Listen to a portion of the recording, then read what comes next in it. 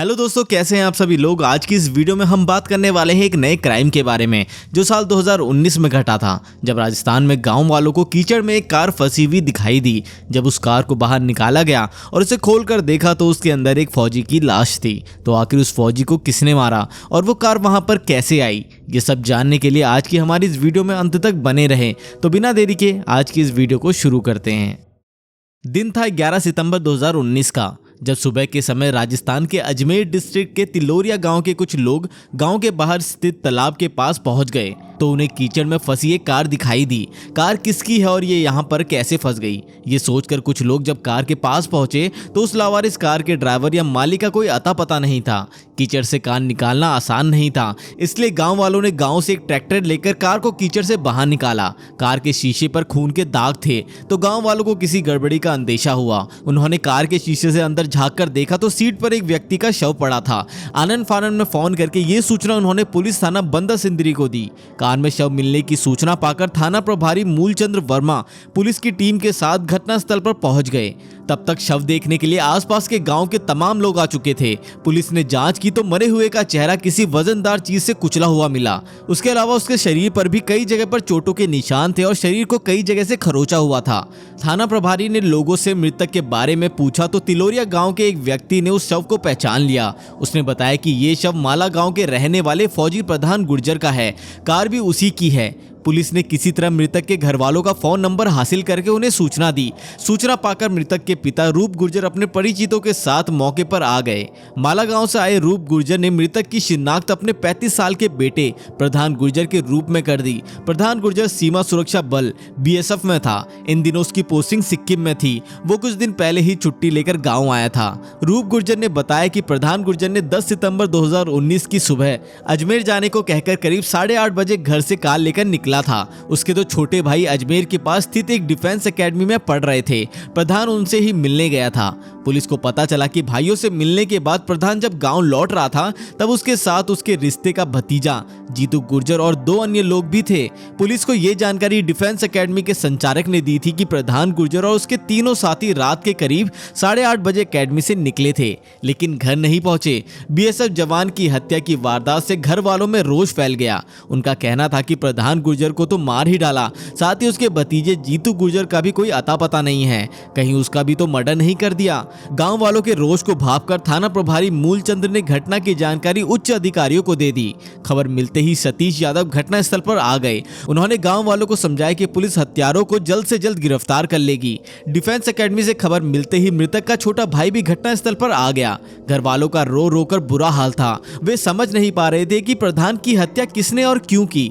Car में एक डंडा भी पड़ा हुआ था जिस पर खून लगा था और मृतक की पैंट भी उतरी हुई थी। इससे लग रहा था कि हत्यारों ने मृतक को बहुत पीटा था। मतलब साफ था कि हत्यारा मृतक से बहुत ज्यादा नफरत करता था, तभी उसने प्रधान को बुरी तरीके से पीटा था। मौके की कार्रवाई पूरी करने के बाद पुलिस ने दोपहर करीब 12:15 बजे शव को पोस्टमार्टम के लिए किशनगढ़ के राजकीय नारायण हॉस्पिटल भेज दिया। गांव वाले हॉस्पिटल भी पहुंच गए। दोपहर करीब 2 बजे गांव वालों की भीड़ अचानक बिखर गई। उन्होंने पोस्टमार्टम करने का विरोध किया। उनका कहना था कि मृतक का भतीजा जीतू गुर्जर अभी भी लापता है। पुलिस उसका भी पता लगाए कि कहीं उसके साथ भी कोई अनहोनी तो नहीं हो गई। भीड़ कोई हंगामा खड़ा ना कर दे, इसलिए एडिशनल कैलाश सिंह भाटी भी हॉस्पिटल पहुंच गए। मृतक के घर वाले और अन्य लोग जीतू गुर्जर का पता लगाने तक पोस्टमार्टम ना करने की बात पर अड़े थे। BSF जवान प्रधान गुर्जर की हत्या की सूचना मिलने पर क्षेत्रीय विधायक सुरेश ताक और सांसद भागीरथ चौधरी भी हॉस्पिटल पहुंच गए। दोनों नेताओं ने मृतक के परिजनों को समझाया और पुलिस अधिकारियों से घटना की जानकारी ली। सांसद भागीरथ चौधरी और विधायक सुरेश ताक के समझाने के बाद मृतक के परिजन और गांव वाले पोस्टमार्टम के लिए राजी हुए। इसके बाद पुलिस ने शव का पोस्टमार्टम कराया। पुलिस ने पोस्टमार्टम के बाद प्रधान गुर्जर का शव परिजनों को सौंप दिया। मामला BSF जवान की हत्या का था, इसलिए ACP ने इस केस के खुलासे के लिए एक पुलिस टीम का गठन किया।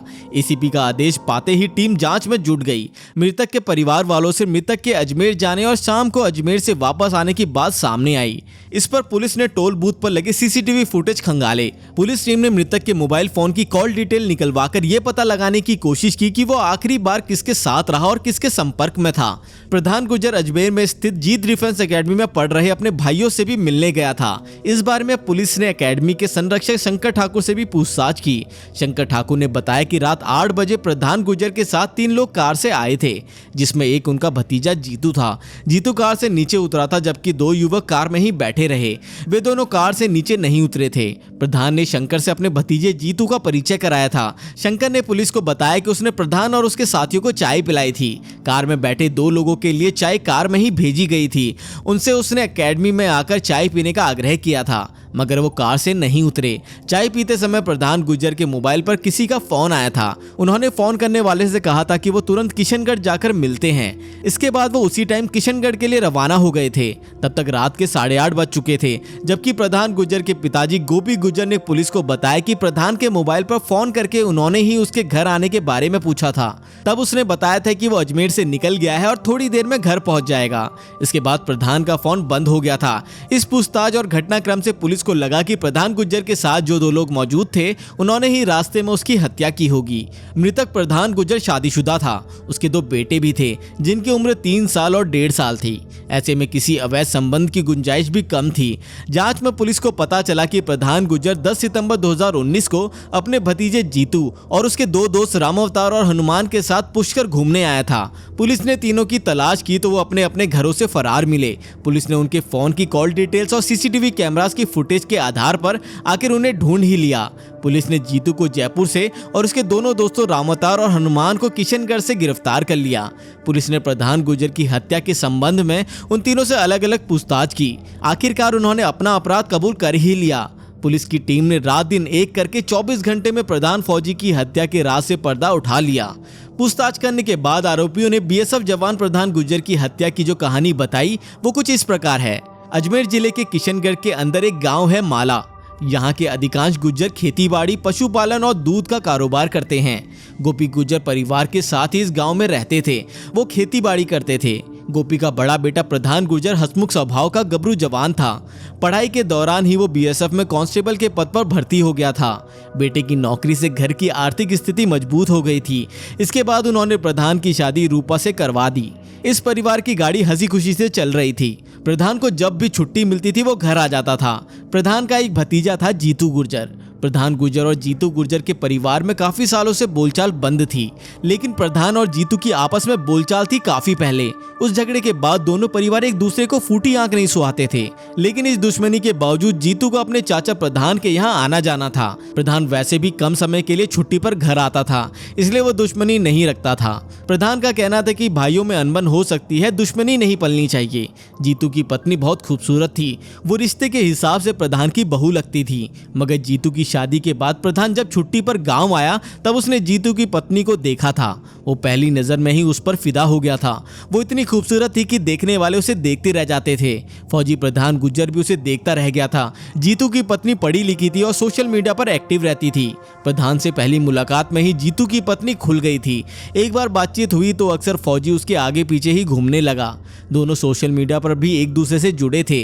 उन दोनों की नजदीकियां देखकर जीतू को जलन होने लगी थी। वो चाहता था कि उसकी पत्नी प्रधान से दूर रहे। जीतू ने पत्नी से कहा भी कि वो प्रधान से बात ना किया करे, मगर पत्नी खुले विचारों की थी।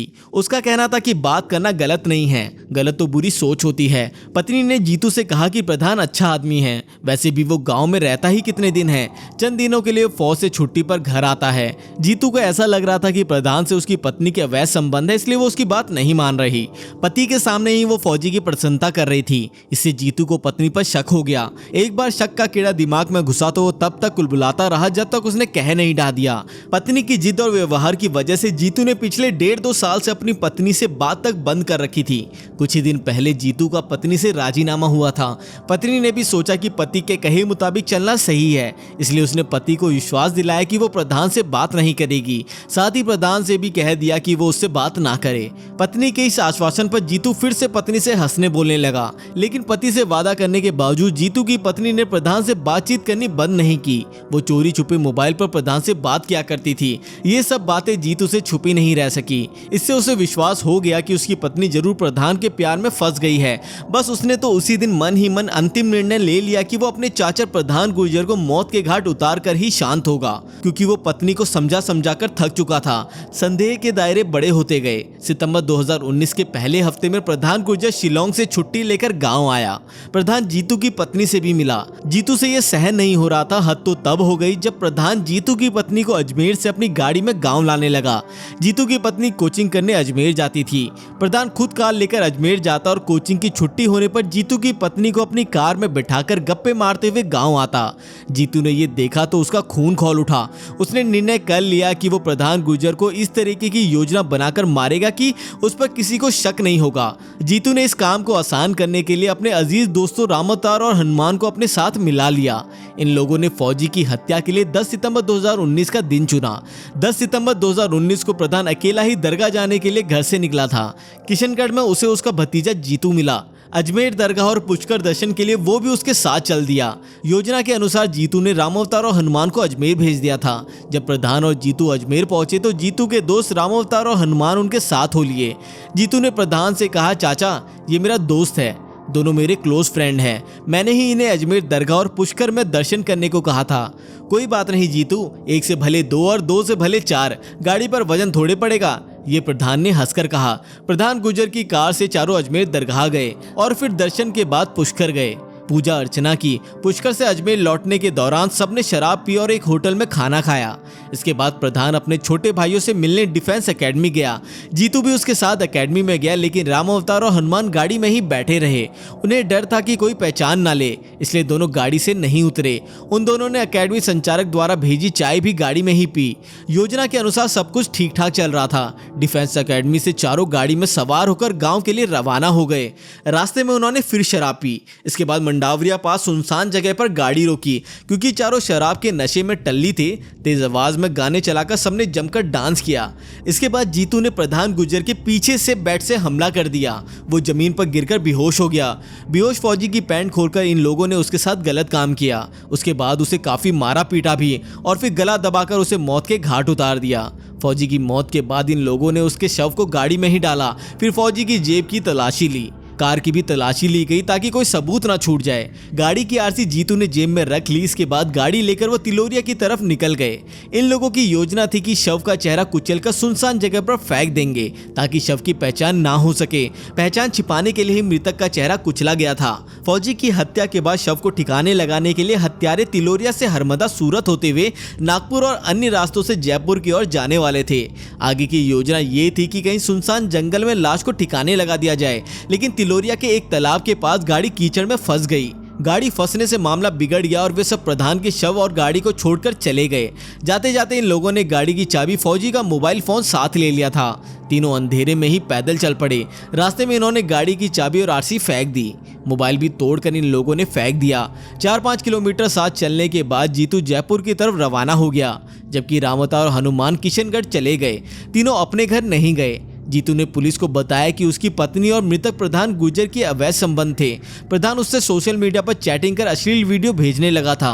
इसकी जानकारी हुई तो उसने ये बात प्रधान की पत्नी रूपा गुर्जर को बता दी, लेकिन इसके बावजूद फौजी का रवैया नहीं सुधरा, तो मजबूरी में फौजी को ठिकाने लगाना पड़ा।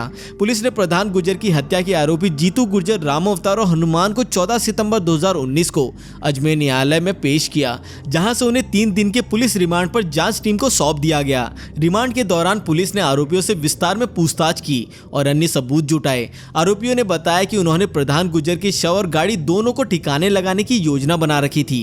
प्रधान के शव को वे लोग गांव के किसी सुनसान जगह पर ठिकाना लगाना चाहते थे। वहीं गाड़ी को भी गहरे तालाब में डुबोने की योजना थी ताकि वारदात का किसी को पता ना चले, लेकिन उनकी योजना पर पानी फिर गया। 17 सितंबर को पुलिस ने जीतू, राम अवतार और हनुमान को कोर्ट में पेश करके 3 दिन का पुलिस रिमांड बढ़वाया। रिमांड पूरी होने के बाद तीनों आरोपियों को फिर से 19 सितंबर 2019 को कोर्ट में पेश किया गया, जहां से उन्हें जेल भेज दिया गया था। तो दोस्तों यहीं पर ये वीडियो खत्म होती है। आप इस केस के बारे में क्या सोचते हैं हमें कमेंट करके ज़रूर बताएं। अगर आपको ऐसे ही क्राइम के बारे में पूरी जानकारी पाना पसंद है तो हमारे चैनल को सब्सक्राइब ज़रूर कर लें। तो मिलते हैं अगली वीडियो में।